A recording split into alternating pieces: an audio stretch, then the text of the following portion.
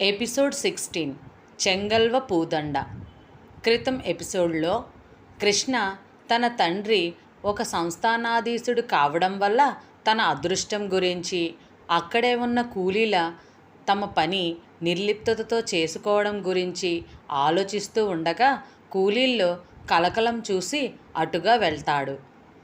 అక్కడికి వెళ్ళిన తర్వాత 2 రోజుల ముందు తన మనవరాల కోసం వారం రోజుల కూలీ తీసుకున్న వృద్ధుడు చనిపోవడంతో అది చూసిన కృష్ణకి ఒంట్లో రక్తం అంతా ఎవరో పిండేసినట్లు అవుతుంది. ఇంటికి వెళ్ళిన కృష్ణ తన బాబాయి ఉండడం చూసి ఠాగూర్ చెప్పిన మాటలు గుర్తు తెచ్చుకొని మెడిటేషన్ ద్వారా తన స్థితిని సరిచేసుకుని లక్ష్మీనారాయణతో జరిగిన కన్సైన్మెంట్ గురించి చెప్పగా దానికి బాబాయి నొచ్చుకుంటూ, నాకు మీతో బిజినెస్ చేయాలనుందని 2 లక్షల దాకా పెట్టుబడి పెట్టగలనని అంటాడు. లక్ష్మీనారాయణ కొడుకు రవి కృష్ణ ఇంటికి వచ్చి, మీ దగ్గర నాన్న పని నేర్చుకోవడానికి పంపించారని పని నేర్చుకోవడానికి వచ్చానని అంటాడు. దాంతో కృష్ణ అతనిని కూర్చోమని హైమతో టీ ఇప్పిస్తాడు. కృష్ణ కార్నివాల్ బిజినెస్ బాగా సాగుతుంది. లక్ష్మీనారాయణ ఇంటికి కృష్ణకి మధ్య బంధం బాగా పెరుగుతుంది. కృష్ణ లక్ష్మీనారాయణ భార్యతో మంచి మంచి మాట్లాడి ఆమెను మచ్చిక చేసుకుంటూ ఉంటాడు. రవికి హైమతోనే కబుర్లు చెప్తూ ఆ ఇంటిలోనే ఉండాలని ఉంటుంది. బాగా లాభాలు రావడంతో కృష్ణ లక్ష్మీనారాయణ పెట్టిన పెట్టుబడి 20,000కు గాను 5,000 లాభాన్ని ఇస్తాడు. దాంతో అతను చాలా సంతోషపడడంతో అతని భార్య కృష్ణ గొప్పవాడని అంటుంది. అది విన్న కృష్ణ థ్యాంక్ యూ ఠాగూర్ అని అనుకోకుండా ఉండలేడు.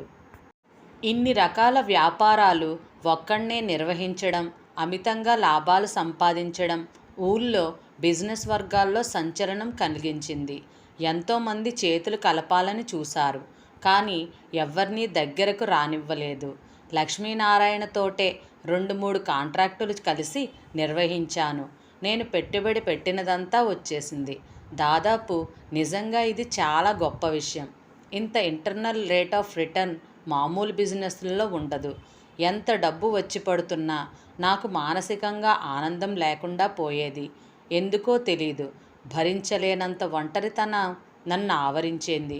ఏమనుకున్నాను నేను? ఏమిటి నా గమ్యం? ఇవే నా ఆలోచనలు. అర్ధరాత్రి పూట నిద్ర పట్టక బయటకు వచ్చేవాణ్ణి. నా రమ్య హర్మ్యాన్ని, కారుని వదిలి ఆ చీకటిలో వీధుల వెంట తిరిగేవాణ్ణి. ఊరు చివరనున్న ఆ పూరిగిడుసుల మధ్య ఇరుకు సందుల్లో సంచారం చేస్తుంటే ఆ నీరసపు నిశీధిలో నాకు తోడుగా ఠాగూర్ వచ్చేవాడు. ఎన్నెన్ని చిత్రాలు!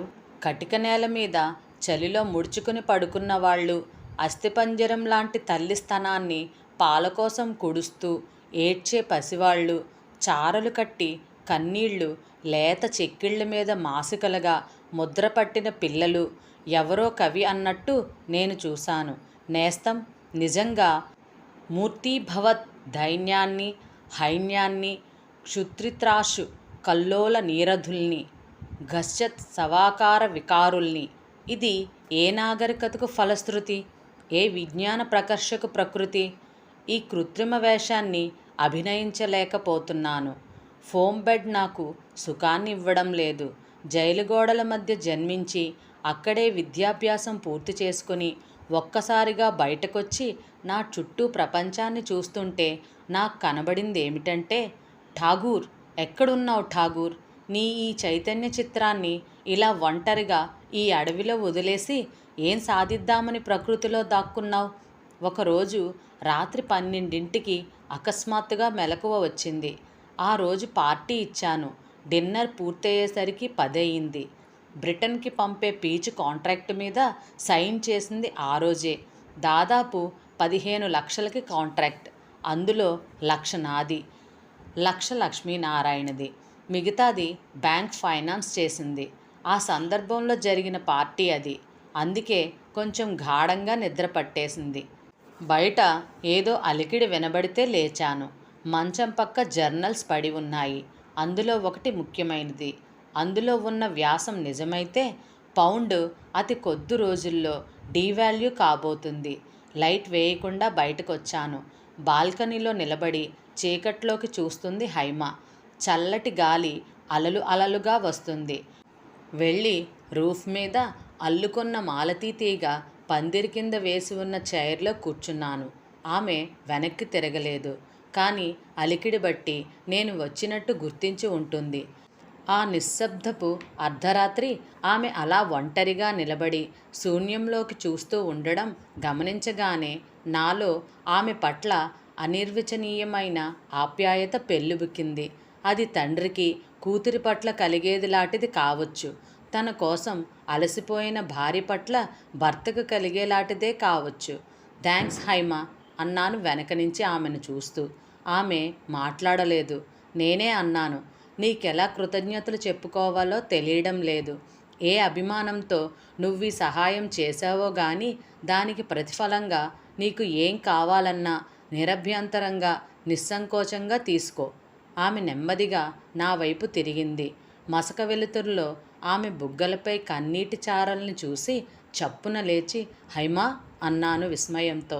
ఆమె నెమ్మదిగా వచ్చి నా కుర్చీ పక్కన నేల మీద కూర్చుంది. ఏడుస్తున్నావా హైమా అన్నాను కూర్చుని. ఆమె తల మీద చెయ్యి వేసి.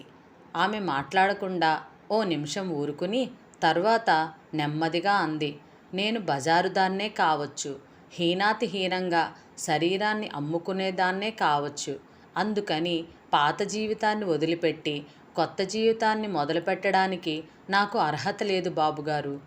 విచలితునున్నై, ఎందుకు లేదు? నీకదే కోరిక అయితే అది చాలా సులభం హైమా. నువ్వు మళ్ళీ ఆ పాపపు లంకంలోకి అడుగు పెట్టనవసరం లేకుండా జీవితాంతం హాయిగా బ్రతకగలిగే ఏర్పాట్లు చేస్తాను చెప్పాను ఆవేశంగా. ఆమె కళ్ళు రెప్పలు బరువుగా పైకెత్తి నా కళ్ళలోకి సూటిగా చూసింది. తలదించుకుని నెమ్మదిగా, మనిషి బ్రతకడానికి డబ్బొక్కటే చాలని ఇంతకాలం అనుకునేదాన్ని. కానీ ఆ రోజు అర్ధరాత్రి పార్వతి అక్కయ్య కోసం మీరు పడిన ఆవేదన, మరణశయ్యపై ఉండి కూడా మీ ఒడిలో మరణిస్తున్నప్పుడు అక్క మొహంలో కనపడిన సంతృప్తి గమనించిన తరువాత అర్థమైంది మనిషికి కావలసింది ఏమిటో. అప్పుడు తెలిసింది ఇంతకాలం నేను ఎంత జీవోత్సవంలా బ్రతికానో. అప్పటినుంచి ఆప్యాయత కోసం నా మనసు తల్లడిల్లిపోసాగింది. ఈ సమయంలోనే మీరు నన్ను తీసుకొచ్చారు. రవిబాబుతో పరిచయం అయ్యింది. ఆ జ్ఞాపకాలు గుర్తుకు తెచ్చుకున్నట్టు ఆగింది. మీరు నన్ను కోరింది చాలా చిన్న కోరిక అనుకున్నాను. నాకున్న అనుభవంతో, అందంతో చాలా సులభంగా అతన్ని పిచ్చివాణ్ణి చేయగలనని అనుకున్నాను. కానీ నా అంచనా తప్పయింది. రవిబాబు అమాయకత్వం నన్ను ముగ్ధురాల్ని చేసింది. కొంచెం కొంచెంగా నా మనసు అతడికి అర్పితమైపోసాగింది. ఏ శక్తి నన్ను అతడి వైపు లాగిందో తెలియదు కానీ ఎంతోమందిని కొనగోట ఆడించగలిగిన నేను అతని అమాయకత్వానికి, స్వచ్ఛమైన ప్రేమకి వివసురాలనైపోయాను బాబుగారు. నిజమైన ప్రేమంటే ఏమిటో ఇప్పుడు అర్థమైంది. చెప్పండి, శారీరకంగా పతనమైన నాలాంటి స్త్రీ ప్రేమించి, ప్రేమించబడి కొత్తగా మళ్ళీ జీవితాన్ని ప్రారంభించడానికి పనికిరాదా? కలలో కూడా ఊహించలేనంత విషయాన్ని వింటున్న నేను ఆ ప్రశ్నతో ఈ లోకంలోకి వచ్చినట్టు ఉలిక్కి పడ్డాను. ఏం జవాబు చెప్పను? ఈ అమ్మాయికి మనసు అనేది ఒకటి ఉంటుందని భావించలేదు. అలా భావించి ఉంటే అసలు ఈ పనికే ఉపయోగించేవాణ్ణే కాదు. కేవలం ఆమెకు డబ్బే ప్రధానమని అనుకున్నాను. ఆమె కన్నా ఏ విధంగా గొప్పవాణ్ణి నేను? ఈ ఆలోచన వచ్చేసరికి సిగ్గుతో కుచించుకుపోయి, నువ్వు నాకు చేసిన సహాయానికి మళ్ళీ ఇంత హీనంగా వాడుకున్నందుకు నన్ను క్షమించు హైమా అన్నాను. మీరే నన్ను క్షమించాలి బాబు. మీరు చెప్పిన పనిని నెరవేర్చలేకపోయాను.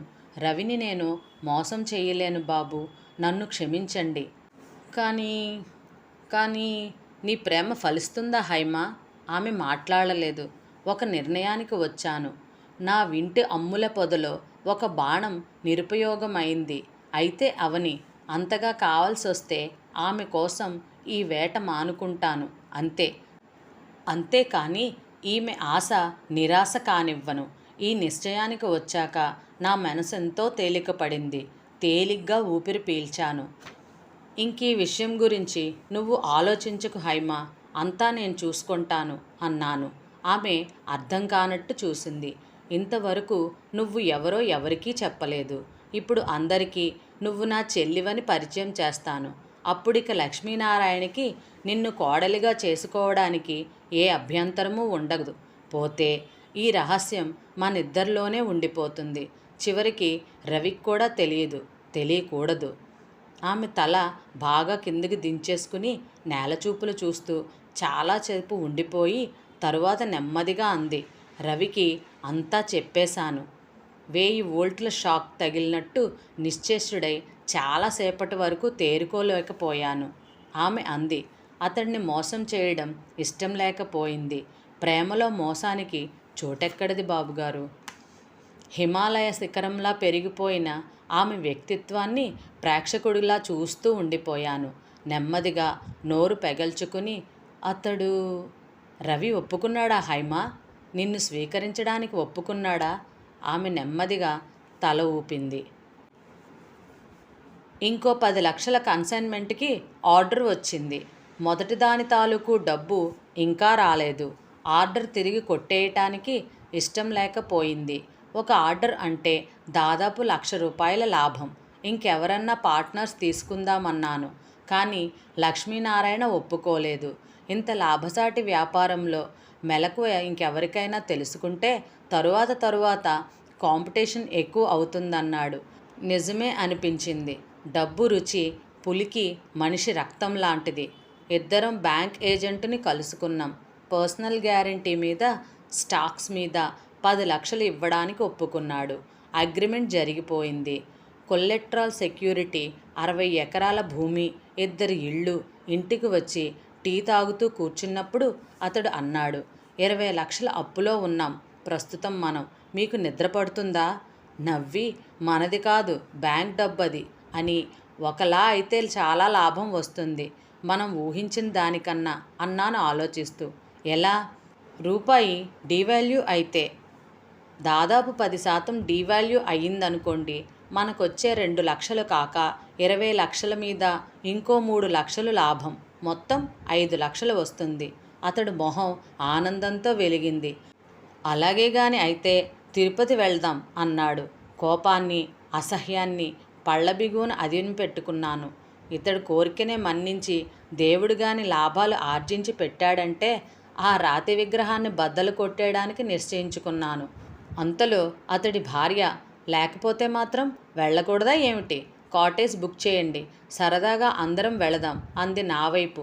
భర్త గమనించకుండా చూసి నవ్వి. నేను నవ్వి ఊరుకున్నాను. తరువాత సంభాషణ హైమ మీదకు మళ్ళింది. అవును, అది అడుగుదామని ఎన్నాళ్ళు అనుకున్నాను. ఆ అమ్మాయి ఎవరు? అడిగాడు. అతడి భార్య కుతూహలంగా చూస్తోంది. ఎవరో నాకు తెలీదు అన్నాను. అంటే? అర్థం కానట్టు ముఖం పెట్టాడు. క్షణం ఆగి నెమ్మదిగా అన్నాను, ఆమె ఓ బజారు వేశ్య. నాకోసారి ట్రైన్లో కనబడింది. తనకు ఆ జీవితం అంటే విసుగుపడుతుందని, మంచిగా బ్రతకాలని అనుకుంటున్నానని అంది. ఓ ఛాన్స్ ఇచ్చి చూద్దామని నాతో తీసుకొచ్చాను. పాపం ఇప్పుడు బాగానే ఉంటుంది. లక్ష్మీనారాయణ భార్య కళ్ళలో ఈర్ష్య, అనుమానం కొట్టొచ్చినట్లు కనిపిస్తున్నాయి. అతడు మాత్రం ఈ విషయాన్ని నమ్మలేనట్టు చూస్తున్నాడు. ఇంకా విషయాన్ని పొడిగించడం ఇష్టం లేక, మరి వెళ్ళొస్తాను అని బయటకొచ్చాను. స్పెక్యులేషన్ చాలా అపాయకరమైన వ్యాపారం. ఓడలు బళ్ళవటం, బళ్ళు ఓడలవటం అనేది ఈ వ్యాపారంలోనే నిజం అవుతూ ఉంటుంది.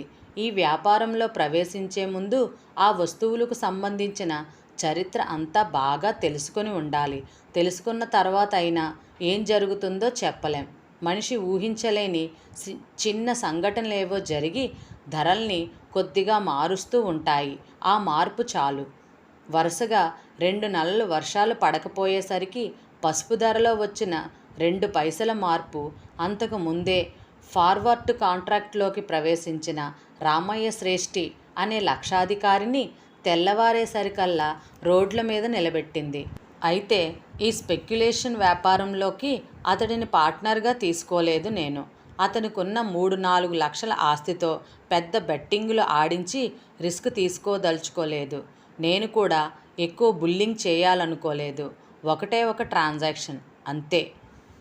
దేశపు వాయవ్య ప్రాంతాల్లో బెల్లం మీద ఫార్వర్డ్ కాంట్రాక్టులు చేసేవారు ఎక్కువగా ఉన్నారు.